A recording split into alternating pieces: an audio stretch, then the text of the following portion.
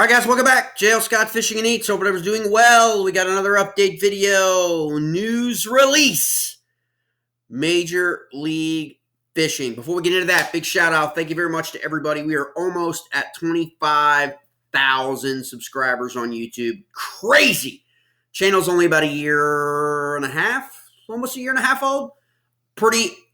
It's just crazy. I can't believe it. So we're going to do a 25,000 giveaway as soon as we get to that 25,000 point, which will probably happen in the next week or two, I would think.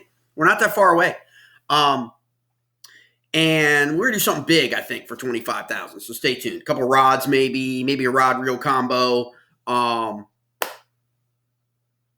Really excited. In case you missed the last video, we're almost at that giveaway level for that video. Remember, we set that target at 250 views for that video. That was on the Bassmaster Kayak series, okay? Check that out if you're interested in kayak fishing and the changes that are coming. I got some more coming. I got a lot of calls after that video from a lot of industry and a lot of anglers. Going to be interesting to see what goes down here in the next couple weeks. Remember, we still have that Hobie event if you're in the kayak bass fishing in November, I think November 8th on Chickamauga, which will pretty much end the season. But then KBF had ratcheted up for the winter. Fall Smalley series, River series. So just interesting developments across the board. But when I touched on that with Bassmaster as a component of, obviously, the Bass organization, we're going to talk about it like now MLF. MLF now kind of threw a shot out across the bow here. Depending upon who you talk to. And again, understand, no dog in the hunt, okay? That is why I like to do my podcast and do this channel, and I think that's why it's grown. I am not the tribe, okay? I am not in the Bass camp, and I'm not in the MLF camp, and I'm not in the Hobie camp or the Bassmaster Kayak camp or the KBF camp. I am classic independent. Okay, not bought and paid for, not part of the cartel. No one's pulling my strings, okay? And a lot of people out there can't say that. And a lot of people out there that have podcasts in the kayak fishing community and in the fishing community in general are 25 years younger than me. They weren't even born when I was sitting at the Classic, okay? All right? When I was 6, 7, 8 years old, okay? They weren't even born yet, all right? So I have a totally different mentality, level of experience, working in a tackle shop for freaking when I was a kid, all through middle school and high school, and being in the business of being in that industry and understanding and carrying on, okay? I have a totally different mindset about a lot of things, and it's why a lot of people reach out to me, and I see things coming before they come in, okay? Because I talk to a lot of people in the various segments of the community, and if you didn't see this coming, you weren't paying attention. I've been talking about this for over a year. People call me a clown. People call me, I don't know what I'm talking about. Blah, blah. Well, here we are. This is exactly what I said, okay, was going to happen. Why is this happening? It's happening because the fishing industry right now, after the post-COVID boom for like a year, boom, okay, we're now in the squeeze, okay? Everybody's tightening their belts, all right? Everybody's sales are not what they are, okay, and what they were, all right? Again, look at sponsor dollars coming in and out of fishing. Go ahead and look 5 years ago and see who the major sponsors were, and look who they are now. Look at the amount of money they were putting in. Look at the payout structure. You've got to remember, when MLF first came about, there were no entry fees, right? Why were there no entry fees? There were no entry fees because they have an incredible amount of both fishing, endemic, and non-endemic sponsors. What would be a non-endemic sponsor? Toro. Probably the most well-known non-endemic sponsor you could think of. Toro. Toro's got nothing to do with fishing, right? But, again, the audience it wants for its products and all that procurement and all that sales and all that is us, okay? Okay? So that's why that's called a non-endemic. It's not fishing related, okay? But they want us in the angling fishing community to be customers of their product. Look at the deals. Look at where the money has shrunk. The economy shrinking, and it isn't over yet. The economy's going to get a lot worse. We got 2 wars going on now, guys. Okay, the president of the United States just committed $100 million to the Gazans. Okay, humanitarian relief. That's not to the Israelis. Okay, that's not to the Ukrainians. That's not for Israeli defense and Ukrainian defense. That's for the refugees. Okay, $100 million. Okay, and it's just the tip of the iceberg. Okay, that's coming. So we're going to get squeezed beyond belief in all aspects. Okay, MLF knows that. They knew it a year ago. I knew it a year ago. You knew it a year ago if you were watching this podcast, if you were watching this channel. Okay, because this is how it works. So MLF announces their strategic plan for 2024 for their Bass Pro Tour. Okay, specific to the BPT. Okay, the top of Major League Fishing. Okay, we have no idea what changes are coming, and there are rumors that there are rumors. Okay, that we may see in the next year. Again, this announcement for the strategic plan for 2024 really should say 2025 because these changes take place until 2025. Okay, they're not really taking place next year. All right, they're trying to get ahead and ahead of the curve here. Okay, why are they doing that? Before I get into that, what rumor happening is you could see the Tackle Warehouse Invitational and a Toyota Series merge. They could eliminate one of those tiers, okay, in that threshold. If you don't think that that's a possibility, you're not paying attention, okay? There are a lot. If you go into threads and listen to people's take back, okay, criticisms for this and that, okay, if you're a Bass guy, they always throw shade on MLF guys, and MLF guys, I'm talking about fans, not as much as not the professional anglers, throw shade on Bass and what Bass has done, like the Bass Open schedule, okay, whatever. It is what it is, okay? But now people are like, well, all these anglers are going to be jumping to the Bass Opens. Is that really true? That's the Bass guys saying that. Okay, they come over here to qualify for the Elite Series because, you already got guys who have done that, who have been trying to qualify back to the Elites through the Opens. It isn't easy. That's a gauntlet, okay? But is that really what's going to happen? But I think MLF, in releasing this now, which surprised a lot of people, because a lot of people are questioning, like, why would you release this now for 2025, right? I think it's a preemptive strike to, again, if you don't have, put it in this way, if you own a business, you're an employee, most likely. You probably work for somebody. If you don't own your own business, you probably work for somebody, okay? You ever had that expression where if they quit, I don't have to fire them, right? If they quit, I don't have to fire them.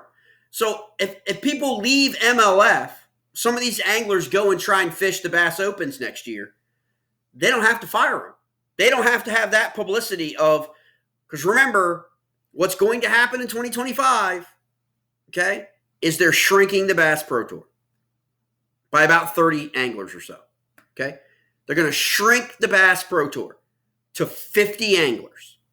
That's it. Capped at 50, right? So a lot of guys are going to be shit out of luck. A lot of guys are going to be, if you're not in that top 35, which is what it boils down to, because you got a couple other things I'm going to read through here real quick and you can follow along. But if you're not in that top 35, if you haven't been finishing in the top 35 in 2022 and 2023, you should be worried because you're not going to be making it in 2025. You're not going to get that invite to participate in the Bass Pro Tour. So what are you going to do? You're going to drop down to the Toyota Invitationals, the Tackle Warehouse Invitationals? That would be the possibility, and then you'd have to work your way back up into BBT, right? What happens if that's gone? What happens if that tier is gone? What happens if they merge that with the Toyota Series to streamline expenses? Okay? Remember, I've been saying this. I've been saying this to a lot of freaking people. I annoy people. Don't tell me what you value. Show me what you value. And how you show me what you value is in your schedule and your payout structure. That is what you value. regardless of all the media and all the nice reels and Instagram clips and YouTube shorts and all that is all great, okay, for clickbait and metrics and analytics. But at the end of the day, it's your schedule and your payout structure that tells everybody what you really value. And when you keep making changes every year, back and forth, okay, it breeds inconsistency. And a lot of people want consistency. Now, will the old anglers leave? Probably not. They're not going to want to go through the gauntlet. Now, there's a couple exemptions you can get. Obviously, what is it? Legendary, Legend, two of them, I think. You know, I think Rick always gets one, and maybe Fritzy always gets one. Like, you know what I mean? Like, okay, they may expand. Bass may expand that to absorb some of these anglers. But there's talk of like 25, 35 Bass Pro Tour anglers jumping ship to Bass. I don't think that's going to happen. I just don't.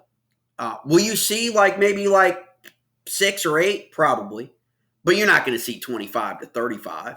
Okay? I don't see that happening. I just don't see that because there's innate risk involved in that as well. So most people that aren't in that 35 or don't get an exemption or don't get AOI standings and all that is most likely going to stay in the MLF family, and because it's known and they know, as opposed to jumping ship to the Bass Opens. And the Bass Opens have its own issues. And Bass has its own issues, okay, that look at their schedule. They're feeling the pinch too, okay? Again, it's not just MLF. Now, MLF has gotten a rap, deservedly so, because of cheating issues, because of inconsistencies with their format. Again, they're changing the format back to every fish counts, okay? So they're going to go back to every fish counts, okay? That's going to irritate a lot of people. The camp that doesn't want that, the camp that wants best 5. But I believe, again, my opinion, this is a preemptive strike on forward-facing sonar. That's what I believe. I believe that by going to every fish counts, it really eliminates that whole issue, in my opinion, of people talking about how the young bucks, forward-facing sonar guys, jackpot in events because they've got forward-facing sonar and they're going out hunting for the bigs. And again, whether that's true or not, I don't know. That's just my opinion. I think that there was kind of a preemptive thing without having to address forward-facing sonar. They can address it in a different way. That way, you could go shallow without forward-facing sonar and catch 100 fish. You catch 102-pound bass, okay, in a lot of these lakes and reservoirs. Now, I know a lot of people are going to push back and say, Jay, we don't want to watch guys catch 2-pounders. Okay, would you rather watch their ass face back at the camera, looking down at forward-facing sonar in the middle of the lake, middle of the river, middle of the reservoir, trying to get that one bite for hours on end to get 5 bites? Is that entertaining? Again, everybody's been telling us that forward-facing sonar is not entertaining. How do we know forward-facing sonar is not entertaining? Read through what Bass is saying and MLF is saying about retention. What is retention? Retention rates. You go on MLF Live, how long do you stay on MLF Live? You go on Bass's live feed during a Bass event, on your Chrome, on your laptop, on your desktop, on your phone. How long do you stay? That's retention. That's what they send to their sponsors. It's not just you going on there, but it's like TikTok, okay? It's the same premise. They want you to watch the whole video, right? Now, they're going to get credit for you just going on MLF Live and opening it up and looking at it. But the real value is in retention. How long are they keeping you on that? Okay, that's what sponsors care about. That stuff's down. I don't care what anybody tells you. It's down. That's the secret sauce that people in the back end know about, that the retention rates are down. People are not tuning in like they were, obviously, during COVID. And it's a numbers game. It's unfair because everybody was locked up, pandemic, lockdowns. People had a lot more time. People were at home. They weren't going to work. They could sit on a 4-day tournament, during the middle of the week. Okay, that's another issue. Okay, and Watch. Most people are back to work now. So the retention rate, the views are going down. It's simple ebb and flow, okay? But again, MLF doesn't have that that power of the purse from their sponsors like they did when they first originated the MLF. Okay, remember, anglers used to not have entry fees. Okay, that was a big selling point on getting the anglers to come in after FLW. Okay, into MLF, right? Well, now they got entry fees. I'm of the opinion, and I know I am in the minority, but I'm not going to apologize. I think the entry fee should go to $6,000 or higher. I'm not exactly sure what they're going to be, okay? But make every single stage 7 events, okay? Stage 7, right? We know we got red crest and we got heavy hitters, okay? But you got 7 stages, okay? Every single one of them should be $300,000. I don't care how you do it. 50 anglers, $6,000 entry fee, $300,000. Why am I saying 50? Why am I saying fit that? That's what? That's 50 anglers times 7 events. Okay, so 7 times 6,000 is 42,000 for those of us that aren't math challenged. Okay, that's still less than the Bass Opens. Like, right? Like, aren't the Bass Opens like 45, something like that? 45, going to be 45 or $50,000 for a guy to go to 9 events. Okay, he's going to 9. BBT should make it 7, not including, I don't know how they do, honestly, I don't know how they do heavy hitters and red crest. I'm not sure if there's entry fees for that or not. So you have to qualify for those. I'll check on that. Not really sure. But if it's just stage events, $6,000. $6,000. And again, people will push back at me and be like, oh, well, we can't afford it. Well, everyone, that's where everybody's going to. Bass Opens are already that. Okay, now mind you, it's two more events, but okay, but you also have to factor in your Bass Pro Tour. That's 2 less events you got to pay and travel to for gas and lodging and all that stuff. You get 7 events, okay? And the other thing is skin in the game, guys. I can't tell you that the number one complaint you always hear in the fishing community all the time is about, and the first question anybody asks is, what's the payout? What's the payout? Doesn't matter whether it's kayak, doesn't matter whether it's freaking professional. It doesn't matter what it is. It's always like, what's a payout? What's a payout, right? Okay, well, you want to increase the payouts, have more skin in the game, okay?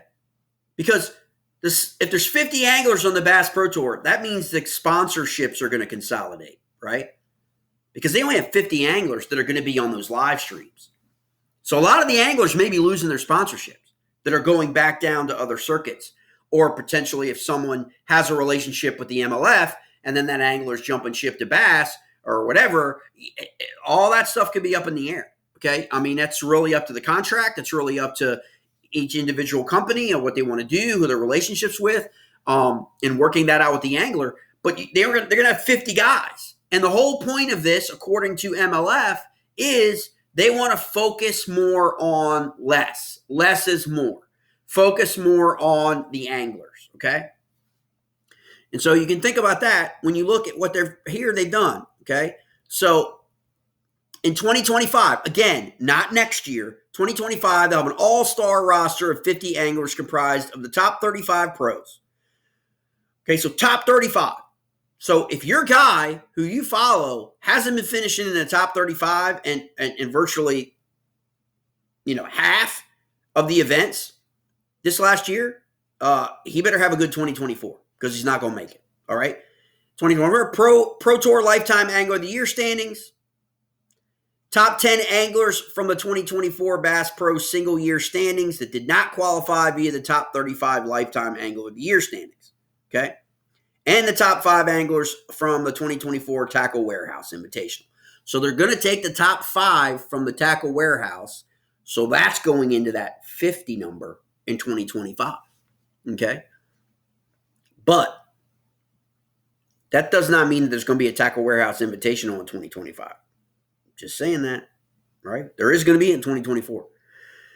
Each regular season 2025 Bass Tour event will be 4 days with every angler competing for the first 2 days. So it's basically Group A, Group B, okay? If it's 50, it's going to probably be 25 and 25, right?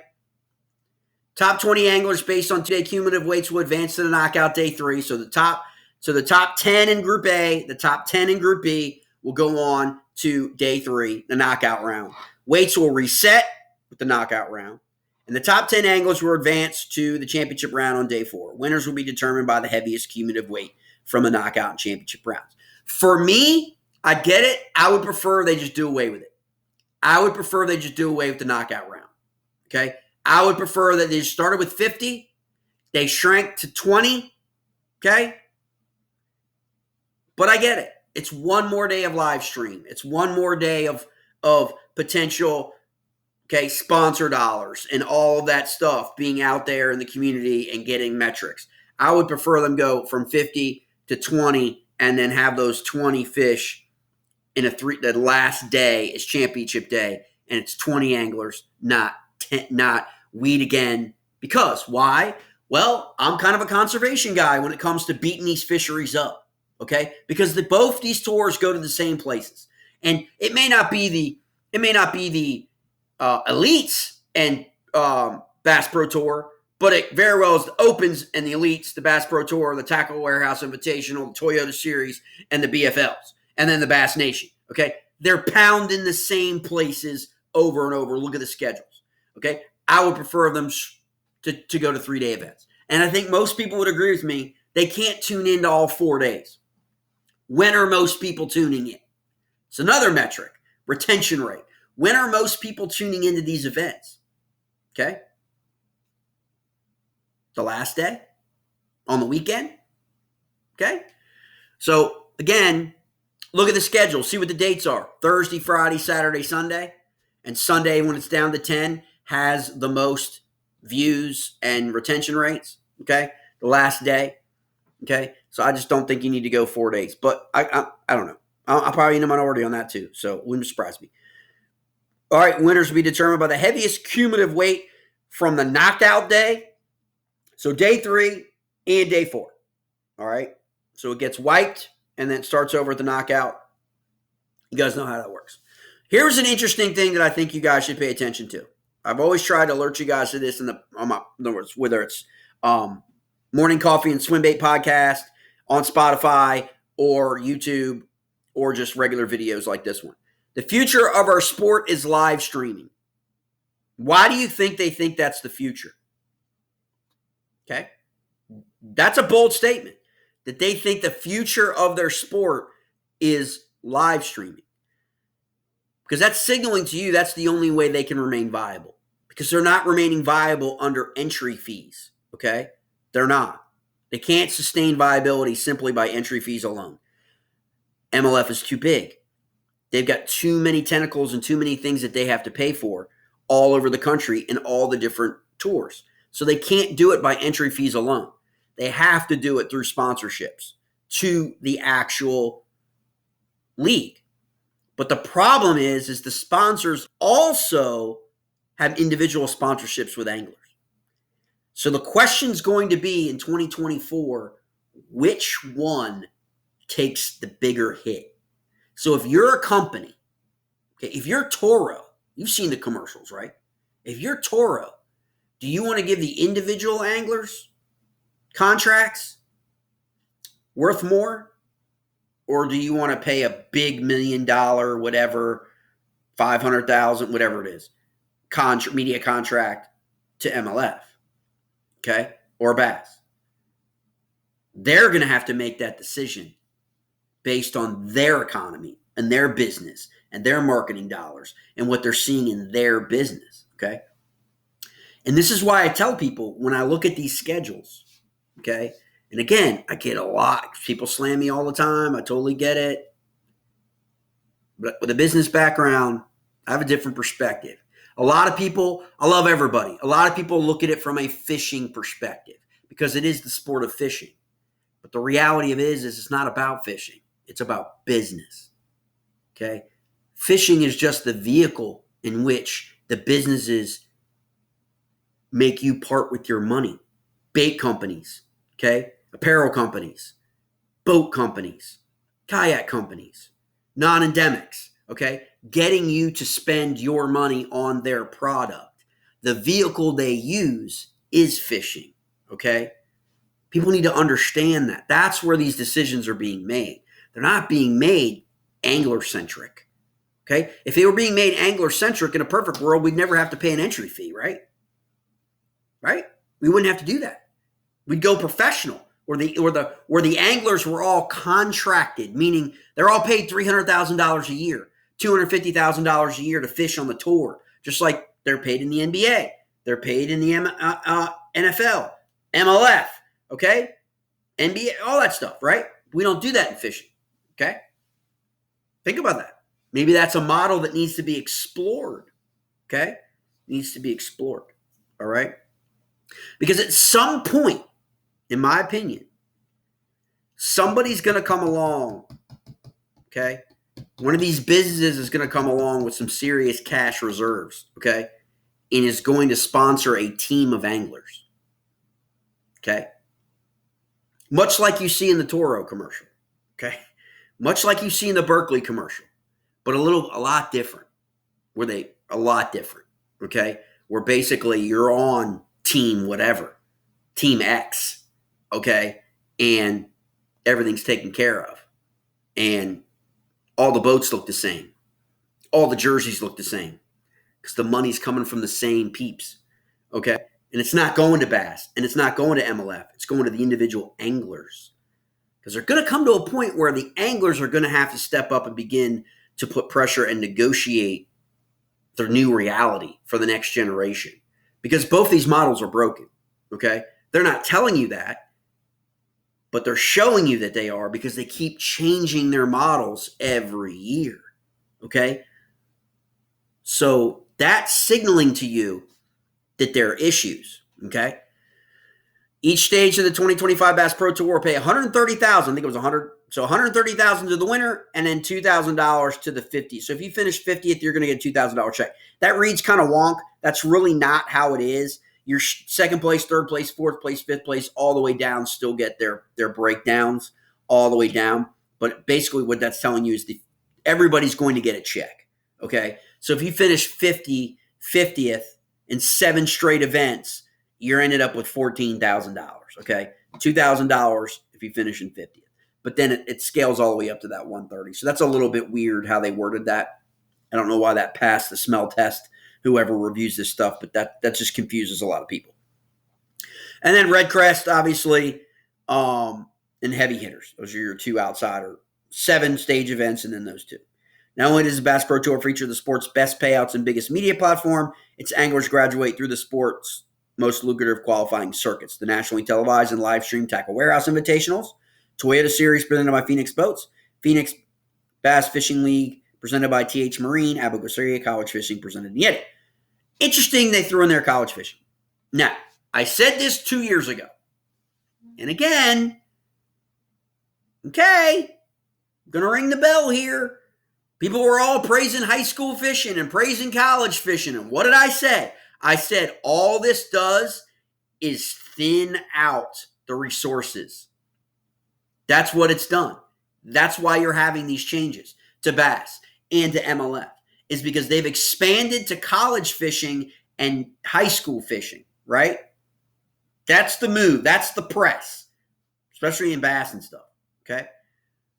But they're not getting in any more dollars, economic dollar support, really. They may be getting it for the site for the event to host, say, the college championship or the high school championship, and then they invite 200 or 300 freaking high schoolers from all over the freaking country to compete in a freaking event that goes freaking sideways, whatever your opinion is of that.